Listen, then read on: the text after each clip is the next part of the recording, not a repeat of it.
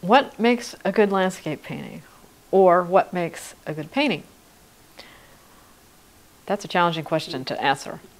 Let me talk about a particular painting, and it's Beach Houses at Lord's Point. I think, first of all, the same qualities in a work of art make a good painting. They make a good still life, they make a good landscape, they make a good portrait. And part of that is excellence in technique. I think an artist needs to know how to handle their medium. So that's part of it. But then there's all the other aspects that make good art, such as the composition, ability to control color, the artist's ability to lead the viewer into the painting. All of these things work together to create a good painting and a good landscape. So I was moving around the beach and I was focusing on a tide pool and I was looking at the crashing waves against the rocks. And then I got behind some of the rocks and noticed a beautiful tide pool. The tide pool was perfectly still. And because I was behind the rocks, I can no longer hear the activity of the crashing waves. It muffles that noise.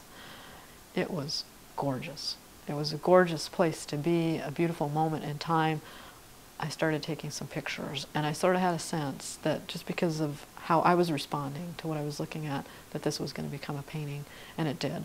And like I said, it became a painting that took a Best in Show and an honorable mention. So it wasn't just me that thought this was a beautiful scene, it was other people that realized the work I'd created also carried meaning and interest for other people.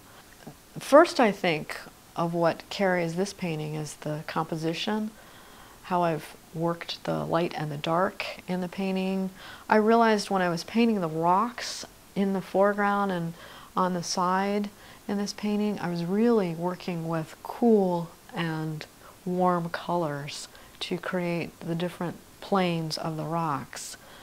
And the reflection in the tide pool was painted in, and the house behind.